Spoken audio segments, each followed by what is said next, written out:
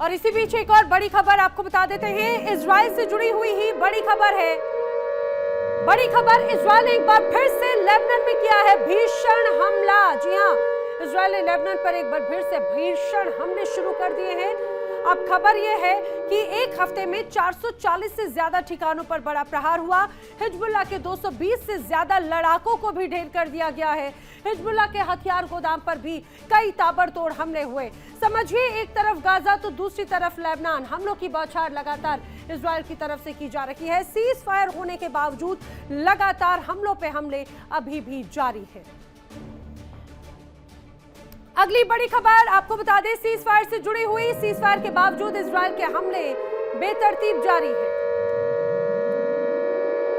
अब बड़ी खबर यह है कि इजराइल ने लेबनान में एक बार फिर से बड़ा हमला किया, जिसमें 11 लोगों की मौत हुई है, कई लोग जख्मी हुए हैं। पहले दक्षिणी लेबनान के इलाकों को निशाने पर लेता था इजराइल, लेकिन अब दक्षिण लेबनान नहीं बल्कि लेबनान के मध्य हिस्से में पश्चिमी हिस्से को भी अब टारगेट किया जा रहा है। इजराइल के अनुसार जिन इलाकों में टारगेट किया गया वो हिजबुल्लाह के ठिकाने थे, लेकिन लेबनान की सरकार, लेबनान के हुक्मरान दावा कर रहे हैं कि जिस तरह से इजराइल ने हमले किए उसमें कई मासूम आम जनता की भी मौत की खबर सामने आ रही है। चलिए बढ़ेंगे अगली बड़ी खबर की ओर। एक और बड़ी वॉर ब्रेकिंग, इजराइल लेबनान के बीच सीज फायर बढ़ चुका है।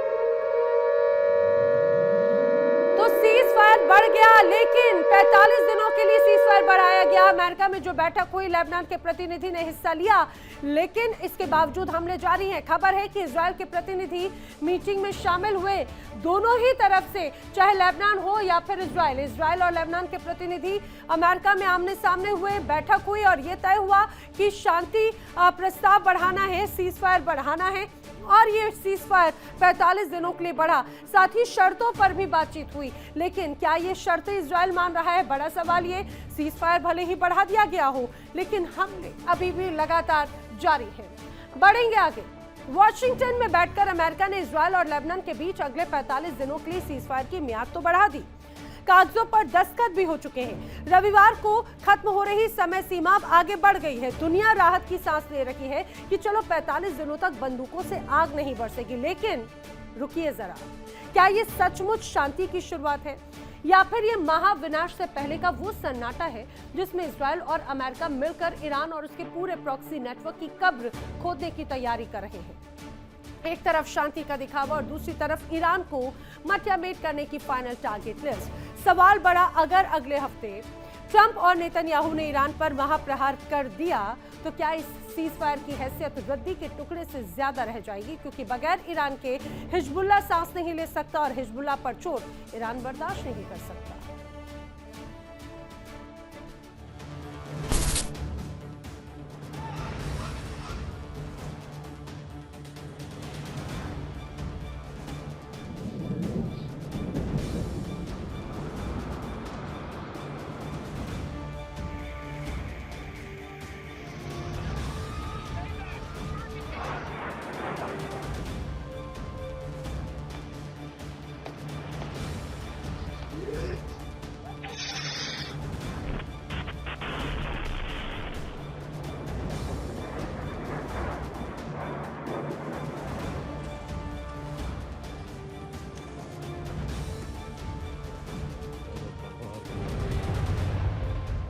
वॉशिंगटन में 2 दिनों तक बंद कमरे में जो हुआ उसने दुनिया को चौंका दिया। डोनाल्ड ट्रंप की सीधी दखल के बाद इजराइल और लेबनान के जनरल आमने सामने बैठे। लेबनान की आधिकारिक सरकार ने हिजबुल्लाह की धमकियों और कड़े विरोध को नजरअंदाज मारकर इस शांति वार्ता में हिस्सा लिया। नतीजा क्या निकला? नतीजा ये है कि 16 अप्रैल को लागू हुआ सीज फायर अगले 45 दिनों के लिए और बढ़ा दिया गया।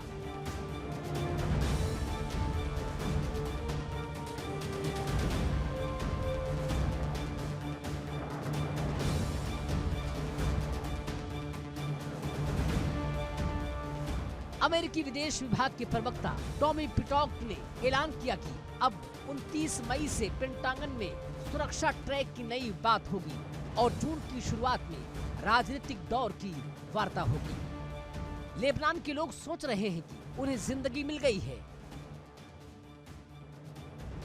इजराइल के राजदूत यही एल लीटर कह रहे हैं कि बातचीत सकारात्मक है, लेकिन इस शांति के पीछे जो बारूद पक रहा है उसकी हकीकत बेहद खौफनाक है। अब आप क्रोनोलॉजी समझिए कि आखिर ये सीज फायर है क्या। याद कीजिए 2 मार्च को जब ईरान और इजराइल की जंग शुरू हुई थी, उसके ठीक 3 दिन बाद हिजबुल्लाह ने इजराइल पर मिसाइलें दागी थी।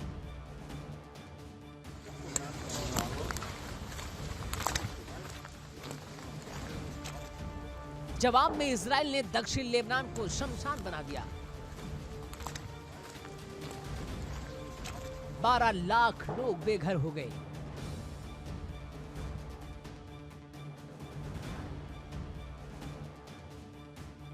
अब जब इजराइल ईरान पर दोबारा फादर ऑफ ऑल अटैक्स यानी कि सबसे बड़ा हमला करने की तैयारी कर रहा है, तो उसने चालाकी से लेबनान बॉर्डर को शांत कर दिया है।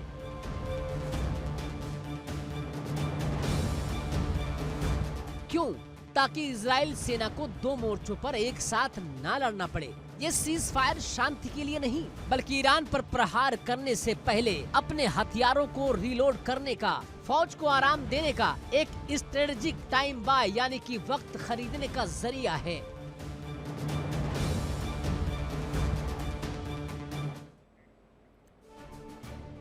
कहते हैं जंग हथियारों से नहीं पेट के बल लड़ी जाती है, लेकिन आज जो तस्वीरें हम आपको दिखाने जा रहे हैं दुनिया की सबसे शक्तिशाली सैन्य संगठन और युद्ध के दावों की पोल खोल देगी। 4 साल से ज्यादा का वक्त बीत चुका है, बारूद की गंध हवाओं में है, लेकिन यूक्रेन की फ्रंट लाइन से जो तस्वीरें सामने आई वो रूह कपा देने वाली है। ऐसा क्या है इन तस्वीरों में, दिखाते हैं आपको रिपोर्ट।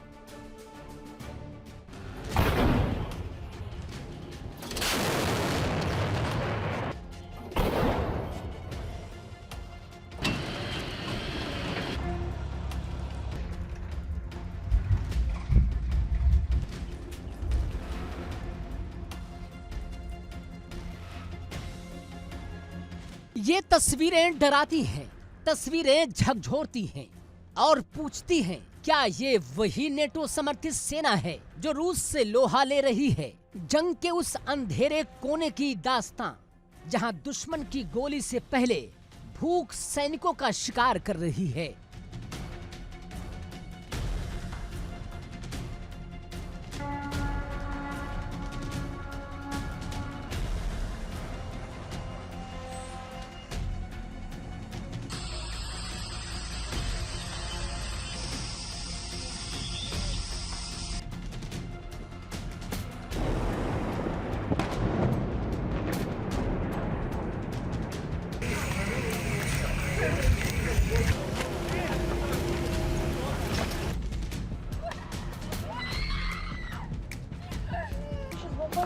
Ебать! Снял?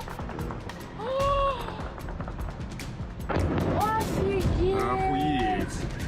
Бля, сейчас взрывная волна дойдет до нас. Ты прикалываешься? Смотри. ये वो तस्वीरें हैं जिन्हें देखकर पत्थर दिल भी पसीज जाए। यूक्रेन की 14वीं मैकेनाइज्ड ब्रिगेड के इन सैनिकों को देखिए, इनकी आंखों की चमक गायब है, गाल पिचक चुके हैं और शरीर हड्डियों का ढांचा बन चुका है। ये किसी अकाल की तस्वीर नहीं, बल्कि 2026 के सबसे भीषण युद्ध के फ्रंट लाइन की हकीकत है।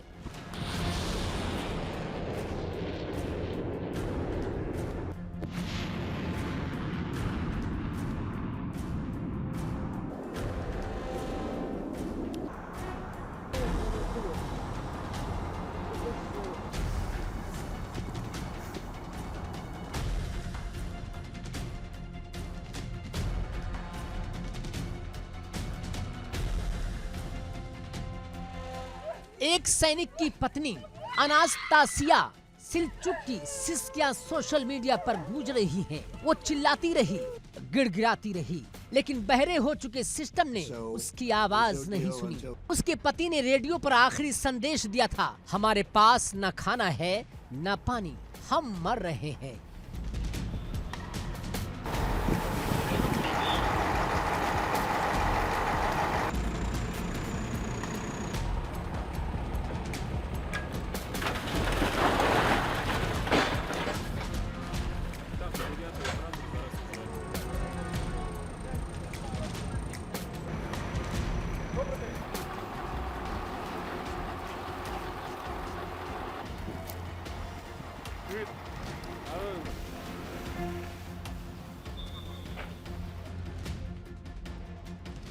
दक्षिण पूर्वी डोनेट्स्क का ओस्किल नदी इलाका, यहाँ मौत हर पल मंडराती है।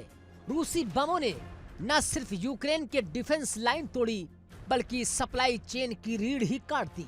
पुल टूट चुके हैं, रास्ते मलबे में तब्दील हो चुके हैं।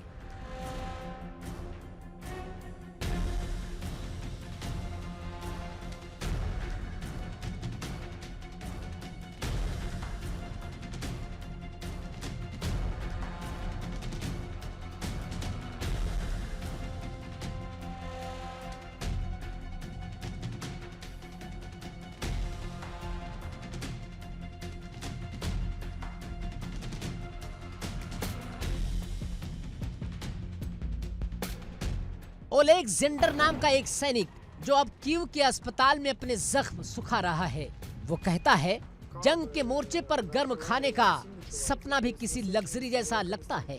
हफ्तों तक सिर्फ एक चॉकलेट बार, थोड़ा ओटमील और एक बोतल पानी, यही है वो ईंधन जिसके दम पर ये सैनिक पुतिन की फौज का सामना कर रहे हैं।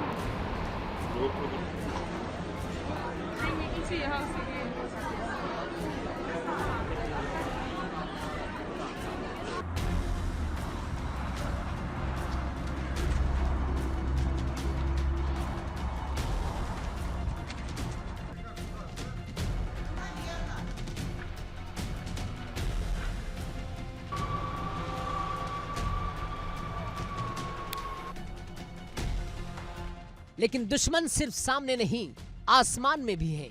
सुसाइड ड्रोन्स की वजह से राशन पहुंचना अब मौत को दावत देने जैसा है। हर वो जनरेटर या बक्सा जो हवाई रास्ते से गिराया जाता है, रूसी ड्रोन्स के लिए आसान शिकार बन जाता है।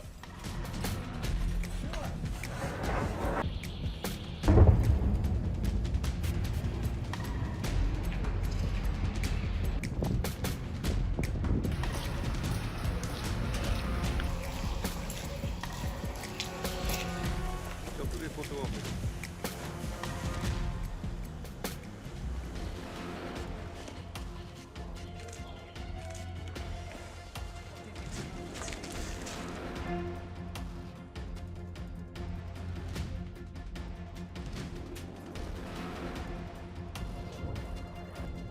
4 साल 1400 से ज्यादा दिन 14 फरवरी 2022 को शुरू हुआ ये विनाशकारी सिलसिला अब थका देने वाली मोड़ पर है। रूस ने यूक्रेन के 20% हिस्से पर अपना झंडा गाड़ रखा है, लेकिन 2026 में ज़ेलेंस्की की सेना ने भी ड्रोन्स और लंबी दूरी की मिसाइलों से तगड़ा पलटवार किया है।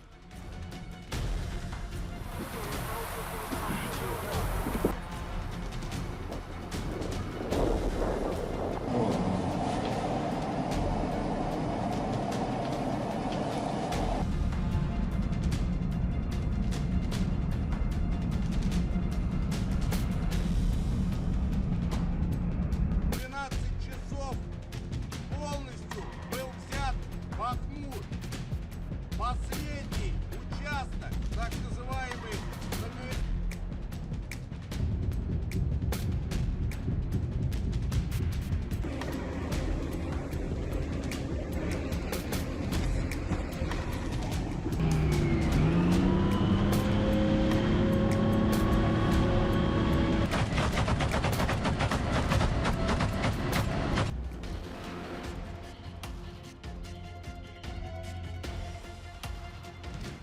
मगर इस शौर्य के पीछे की कीमत ये मासूम सैनिक चुका रहे हैं। रूस की तरफ भी हालात जुदा नहीं है। वहाँ भी सैनिकों को 2-2 की टोली में मौत के मुंह में भेजा जा रहा है। ये युद्ध अब सिर्फ जमीन का नहीं बल्कि सहन शक्ति का हो गया है। कौन पहले टूटेगा, किसकी सप्लाई लाइन पहले दम तोड़ेगी,